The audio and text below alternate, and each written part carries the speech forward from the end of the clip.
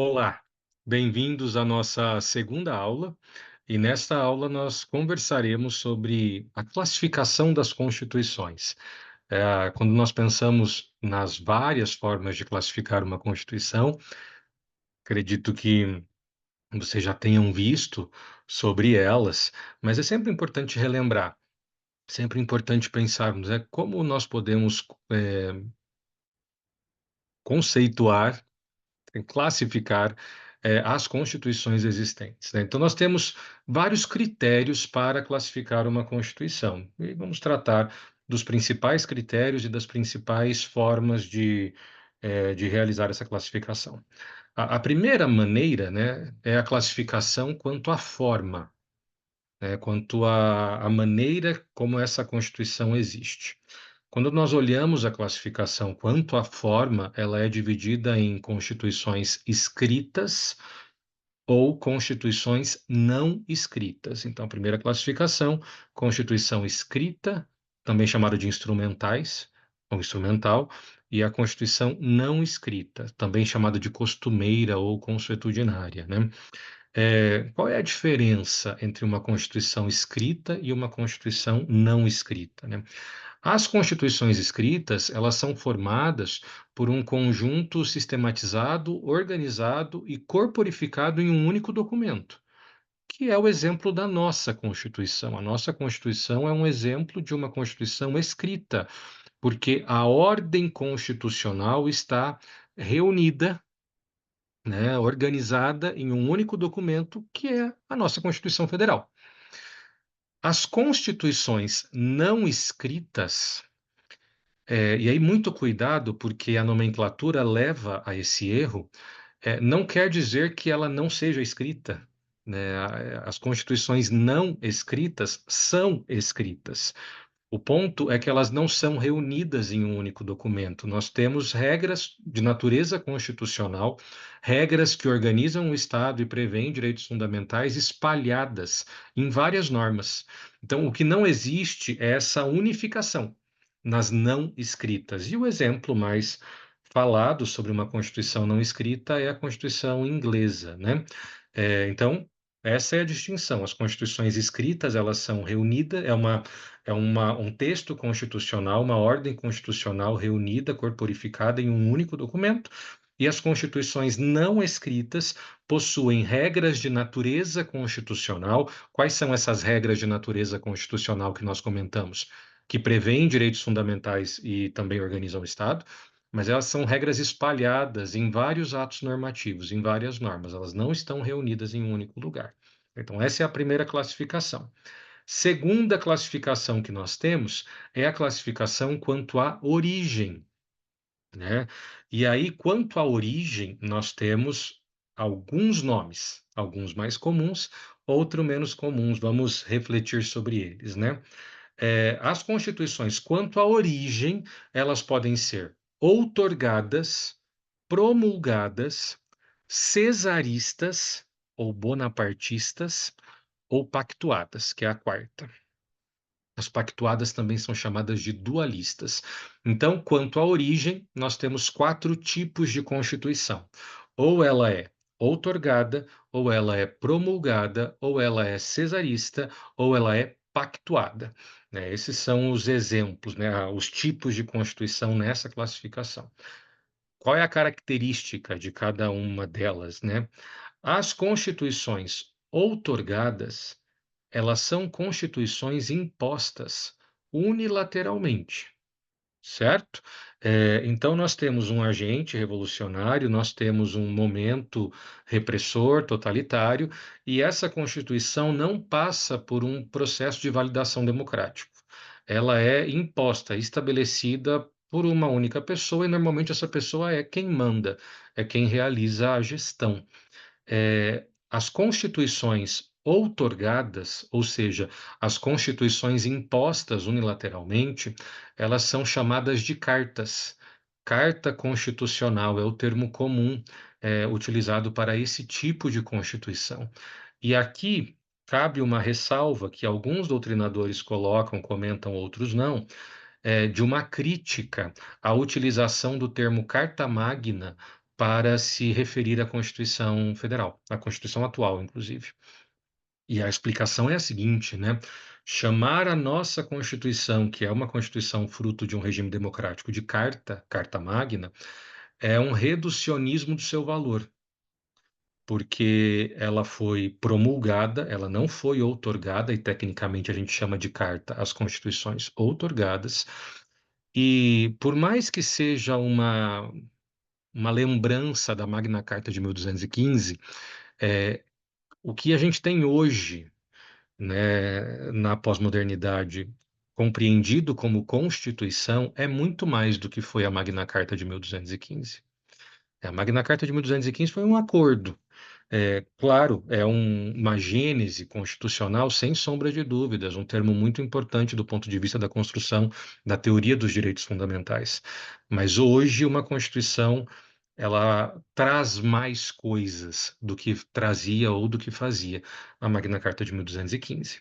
Tá? Então, é só um cuidado terminológico, mas se você chamar a Constituição de 88 de Carta Magna, não é que é um problema, né? Mas faz parte da proposta de ensino também fazer algumas ponderações. Então, constituições outorgadas, decorrentes ou produzidas de maneira unilateral, impostas, e são denominadas de cartas ou cartas constitucionais. A segunda classificação são as constituições promulgadas, que é o caso da nossa.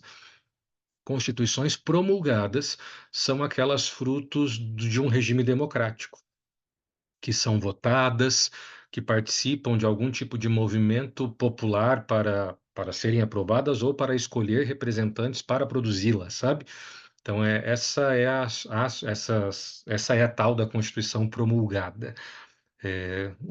Na nossa história, nós tivemos algumas constituições promulgadas, mas a atual certamente pode ser assim classificada, certo? Constituição cesarista.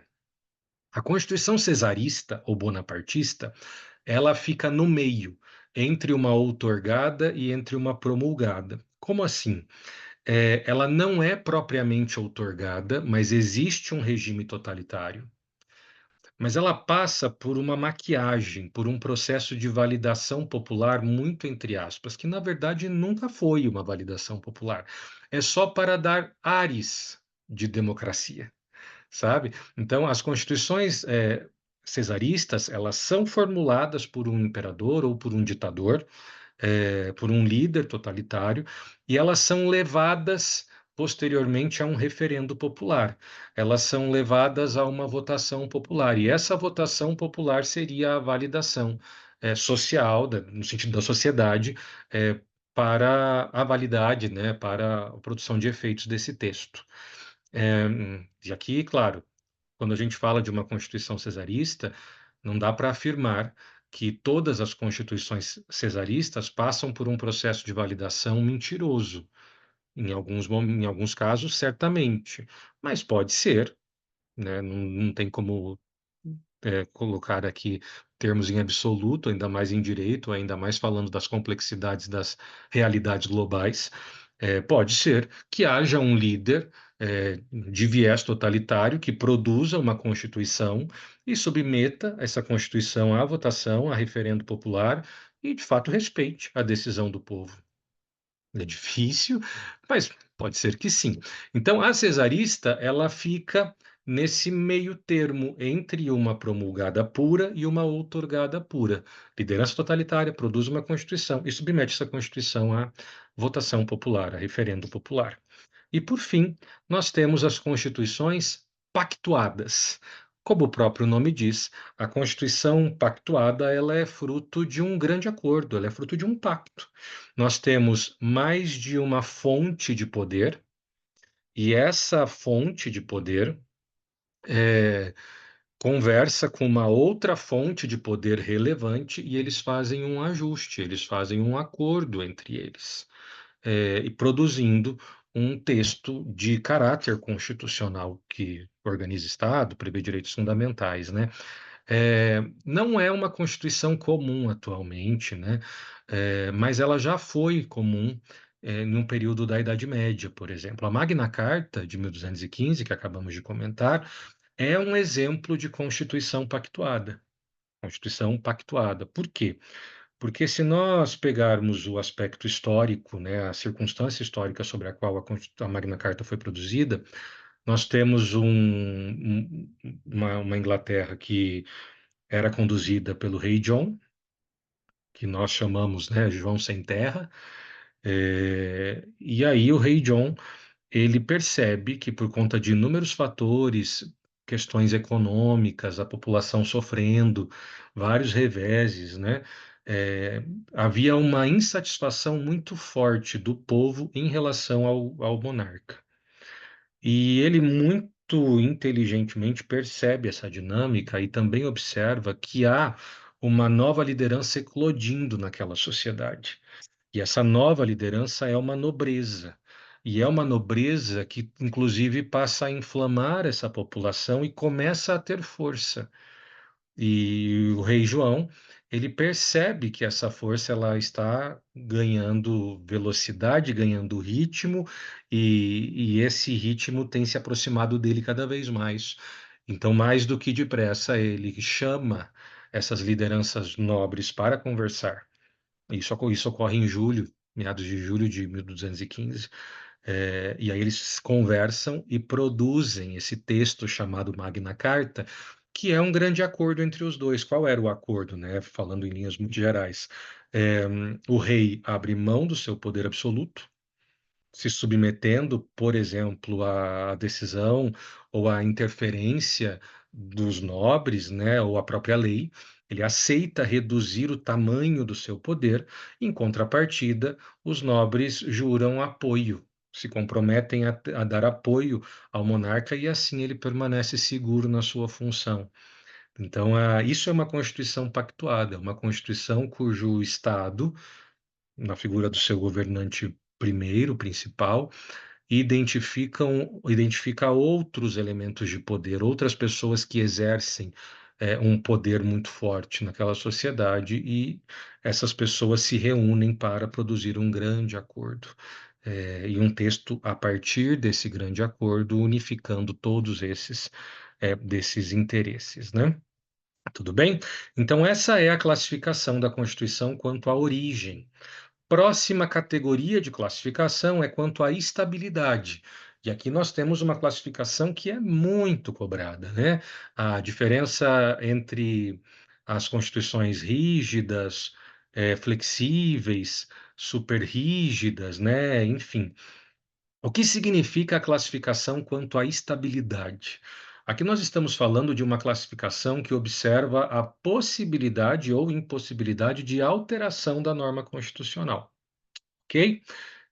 Então, como que funciona isso, né? Nós temos, por exemplo, as chamadas constituições imutáveis, né? Constituições imutáveis são constituições que não podem ser alteradas, elas são intocáveis, né?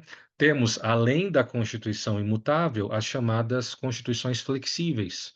Constituição flexível é uma que pode ser alterada livremente e alterada de uma maneira muito fácil, assim, muito simples, como se fosse uma lei qualquer. Então, isso identifica uma Constituição flexível, certo? Aí, nós temos também a Constituição rígida. A rígida, ela permite alteração da Constituição, porém o processo de alteração ele é mais difícil. Ele é mais solene do que o processo de uma lei comum, do que o processo de uma lei, muito entre aspas, tá, qualquer. Quando nós pensamos em processo legislativo, a maneira como as leis são produzidas no nosso estado, nós temos categorias legislativas.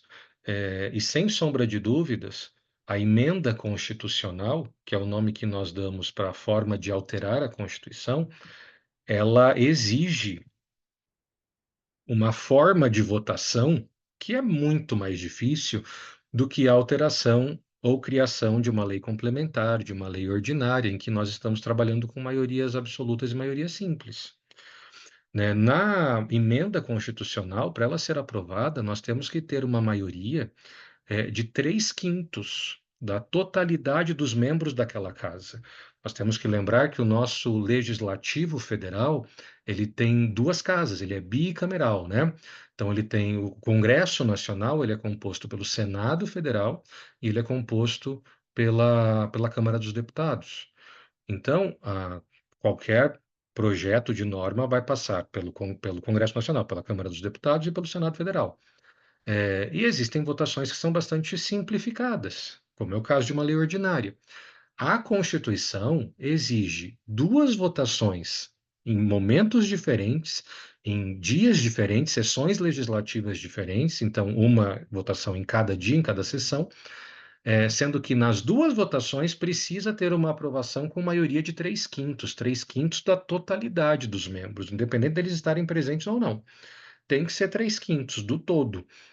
Então, vota uma vez, aprova com maioria de 3/5, vota a segunda vez, aprova por maioria de 3/5, daí vai para outra casa, vota uma vez, aprova com maioria de 3/5, vota a segunda vez, tem que aprovar por maioria de 3/5. Aí nós temos a promulgação de uma emenda constitucional. Então, de fato, na nossa Constituição, a possibilidade de alteração é uma possibilidade bastante dificultada.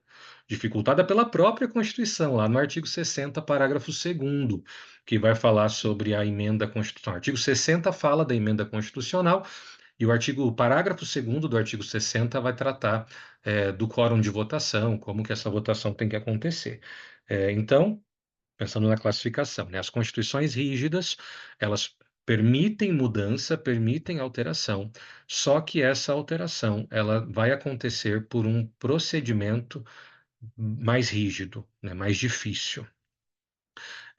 Aí temos as constituições semi-rígida ou semi-flexível, que são aquelas que uma parte da Constituição é alterada de uma maneira tranquila, mais fácil, e outra parte da Constituição é alterada de uma maneira mais dificultada. Não é o caso da nossa. Por fim, nós temos a Constituição super rígida. O que que é a Constituição super rígida? Constituição super rígida é aquela que prevê uma possibilidade de alteração por um critério mais dificultoso, mas ela reconhece que existe um conjunto de situações, de previsões e de regras que são imutáveis. Então, para a Constituição super rígida, nós temos uma parte da Constituição que é intocável, que é imutável, impossível de ser alterada enquanto a Constituição existir. Então, aqui falamos dessa classificação, né? Classificação quanto à sua estabilidade, quanto ao processo de alteração. A dúvida que muitas vezes aparece é se a nossa Constituição é rígida ou se ela é super rígida. Por que que tem essa dúvida, né? Porque nós temos aqueles princípios sensíveis, nós temos as chamadas cláusulas pétreas. Cláusula pétrea, ou também chamado de bloco de constitucionalidade, os princípios sensíveis têm esse nome, né, de bloco de constitucionalidade, são cláusulas eh, que não podem ser retiradas da Constituição. Se nós pegarmos o parágrafo 4º do artigo 60, ele vai dizer assim, né, que não pode ser objeto da emenda constitucional, não pode ser um assunto de emenda constitucional, não pode ter deliberação no Congresso, votação, de uma emenda que tente abolir, e isso é importante, a importância da palavra abolir. Abolir é extinguir, é retirar, é extirpar, é arrancar. Forma federativa do Estado, voto direto, secreto, universal e periódico. E aqui só um spoiler, né? O nosso voto hoje, ele é direto, secreto, universal e periódico, e ele é obrigatório. Só que aqui no inciso 2 não tem a palavra obrigatório. Então é perfeitamente possível que haja uma emenda constitucional para tornar o voto facultativo. O que não pode é uma emenda para retirar essa característica de periodicidade, de universalidade, de ser secreto e de ser direto, que só fala desses 4 aqui. Também não pode ter uma emenda que tenda a abolir a separação dos poderes e nem que toque em direitos fundamentais, garantias e individuais. E aí, enfim, Quando a gente fala sobre isso, a nossa Constituição ela é alterada por uma maneira mais difícil, mas ela tem um bloco ali que não pode ser abolido, não pode ser retirado. É muito comum e é muito natural que se conclua pela superrigidez constitucional, não é, né? Eh, Contudo, não é esse o entendimento majoritário, né? Majoritariamente, a nossa Constituição ela é rígida, e essa é a classificação que a gente adota, pensando em provas e tudo mais. Claro que se fosse uma questão subjetiva, é muito legal você mostrar conhecimento e trabalhar essa discussão. E por que que nós consideramos que a nossa Constituição é rígida? Porque esse bloco de constitucionalidade, ele não pode ser abolido, mas ele pode ser ampliado. E se eu amplio, eu estou modificando. Porque o que a Constituição superrígida defende é que uma parte da Constituição pode ser modificada e uma parte da Constituição é intocável. Não posso alterar. E a fala é essa: na superrígida, eu não posso alterar uma parte. E essa parte protegida que nós temos hoje na nossa Constituição, ela pode ser alterada. Ela pode ser alterada para mais. O que ela não pode é ser alterada para menos. E isso fica muito claro se nós nos lembrarmos que quando a Constituição foi promulgada, em 1988, o artigo 5º tinha 77 incisos. E aí, com a emenda constitucional 45, lá em 2004, foi inserido o 78º inciso, que fala da duração razoável do processo. E agora já estamos com 79 incisos no artigo 5º. O artigo 5º trata de garantias individuais, direitos e garantias individuais. É cláusula pétrea. Eu posso mexer no artigo 5º? Posso, desde que eu aumente ele. E aumentar é mexer, aumentar é modificar. O que eu não posso é eliminar incisos, retirar incisos, isso eu não posso fazer. Então, por conta disso, a nossa Constituição é rígida, porque ela permite alteração no seu texto em relação às cláusulas pétreas. Ela permite alteração desde que seja para ampliar. Ela permite alteração, mas coloca uma restrição, mas permite alteração. E esse processo de alteração é um processo mais dificultoso. Então, de novo, a nossa Constituição é rígida. Seguindo para a próxima classificação. Quanto à forma de elaboração, né? Quanto à formação da Constituição. Elas podem ser históricas ou elas podem ser dogmáticas. Constituições históricas, elas são formadas por um longo, lento e contínuo processo de elaboração. E ela vai representar a história e as tradições do povo, assim. Então, ela não é formada em um momento específico em que se toma a decisão dela, ela vai acontecendo historicamente, sabe? E vai também sendo ajustada de acordo com esse também contínuo processo de vivência e de experiência de vida dessas pessoas. As constituições dogmáticas, elas são sempre escritas, sempre constituições escritas, corporificadas, né, em um único documento, e elas são criadas a partir de um momento específico, identificando dogmas estruturais e fundamentais. O que são dogmas? São pilares, né? Aí repetindo o que eu comentei já, né? Artigo 1º da Constituição, são fundamentos da República Federativa do Brasil. Ali nós temos dogmas, ali nós temos pilares da nossa estrutura estatal, reconhecidos pela Constituição. Então nós temos valor social do trabalho, livre iniciativa, eh, dignidade da pessoa humana, a questão da pluralidade partidária, né? Em que nós temos previsões ali que são muito importantes e que representam esses pilares da nossa estrutura estatal. A nossa Constituição ela é dogmática, ela possui dogmas, ela possui estruturas básicas identificadas e ela foi formada de maneira escrita em um momento específico, produzida especificamente naquele instante. Quanto ao conteúdo, ela pode ser material ou ela pode ser formal. Então, quanto ao conteúdo, a Constituição pode ser material ou formal. O que que isso significa? Aqui é falando de algo que nós já comentamos na aula anterior. Conteúdo materialmente constitucional é aquilo que nós chamamos de Constituição. Ou seja, é aquele artigo, parágrafo, inciso, que prevê direito constitucional ou organiza o Estado. Isso é matéria de Constituição. Agora, conteúdo formalmente constitucional é aquele artigo, parágrafo, inciso ou alínea que não prevê direito fundamental, não estrutura o Estado, mas que foi enfiado ali na Constituição. Formalmente foi ali colocado. E é o que nós vimos na aula anterior, chamando de lei constitucional, lembra? Então, conteúdo materialmente constitucional é o textinho lá que prevê a organização do Estado ou direitos fundamentais. A gente chama de materialmente constitucional. Agora, se é um artigo que não faz isso, mas que está ali na Constituição, né, como exemplo do Colégio Dom Pedro II, da questão dos advogados, é, ele é um conteúdo formalmente constitucional. Beleza? Próxima classificação, classificação quanto à extensão, quanto ao tamanho.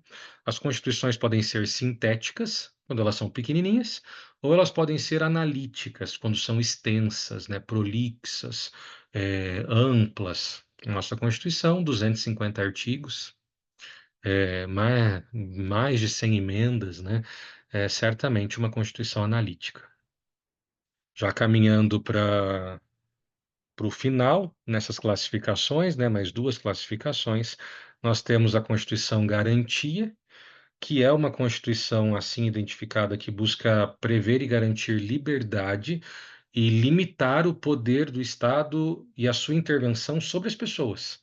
Então, quando a gente fala de Constituição Garantia, é uma garantia para nós, jurisdicionados, sabe? E por fim, a Constituição Dirigente. Constituição Dirigente é uma Constituição que prevê um projeto de Estado, que prevê, ela tem uma característica vetorial, sabe? Ela prevê muitas garantias, e prevê normas programáticas. Nós vamos relembrar a classificação da norma constitucional, né? E existe a norma programática. O que é uma norma programática? É uma norma que prevê algo que deve ser cumprido, um programa a ser implementado no futuro. Então, a Constituição dirigente, ela serve para dirigir o Estado para um determinado lugar. Então, se constroem um monte de situações, de previsões, é, tentando identificar que esse é o caminho para que o Estado chegue a um determinado lugar. Então, não necessariamente não. Quando a Constituição dirigente ela surge, os seus artigos, eles não vão ser todos eficazes ou cumpridos naquele momento, porque uma parte dela é para ser cumprida a longo prazo, por conta desse projeto, sabe? Então, a Constituição dirigente, ela prevê um projeto de Estado, uma dinâmica a ser observada, e aí pode ser a médio, curto ou a longo prazo. Beleza? Então, assim encerramos essa nossa revisão sobre a classificação da Constituição. Até mais.